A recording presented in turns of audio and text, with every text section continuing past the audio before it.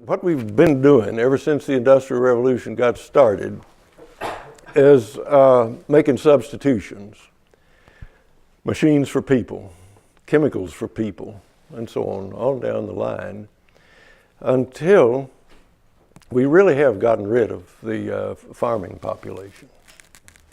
There are good things happening, and we could make a list. I mean, farmers markets, local economy efforts, and so on, that are heartening, but only a minuscule acreage is involved. And most of the economic landscapes of the country are given over to what we call best practices, which means they're being ruined. Best practices recommended by the Extension Service, the universities, the government, and all that. No-till, for instance, does not stop soil erosion under continuous cultivation, not in river bottoms. So, Wes Jackson talks about the eyes to acres ratio, by which he means that any place in human use needs to be attentively watched over, cared for, competently watched over by people who know what they're seeing.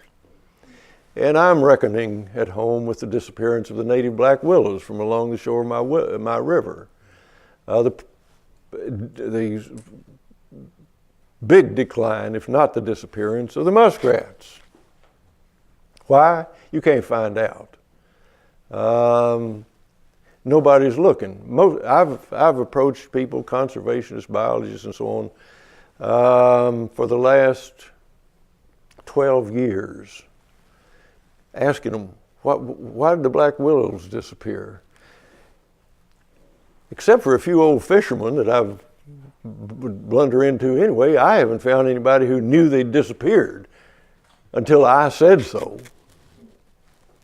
Nobody's watching. Nobody's out there. The young people are not playing in the countryside, let alone working in it.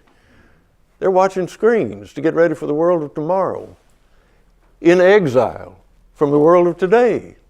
They're a great gift given to them in the liveliest years of their lives.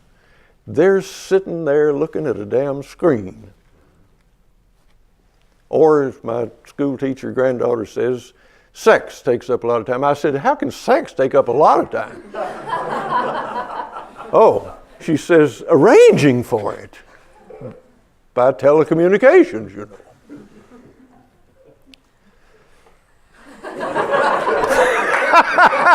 I didn't know my question was going there. I'm sorry. I didn't know my question was going there. Well, your question goes to everything. So, what have you come to when you're reduced to calling up experts to find out what's happening in your river?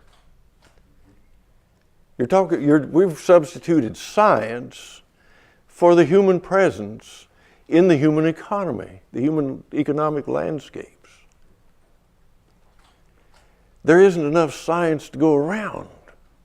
Most scientists I've talked to don't even know anything about my river, and it's a major waterway in the state. They don't know anything. But science does what it's paid to do. Science serves the government. We know what that means when the government is owned lock, stock, and barrel by the corporations. Science in the universities is dependent on grants. You can't get a grant to look into the disappearance of the willows on the lower Kentucky River. Nobody's going to do it. So, that's a dilemma. It's a very big dilemma, and I'm raising the question, haven't we about run to the end of this possibility of substitution? Virtual reality for reality it's come to, you know. For all I know, virtual sex for sex, but I'm not going to know about that, I reckon. So, what I'm saying is, I think you've got to quit picking at these, I think we have got to quit picking at issues as if the industrial economy can be fixed somehow by more technology, which is always recommended, more research. I don't think it can be fixed that way. I think we've got to get our pry bar in under the whole pile, which is to say the whole industrial enterprise, because it can't be fixed on its own terms. There's nothing in the free market that will resolve these issues. There's no language in free market economics that can ask the questions.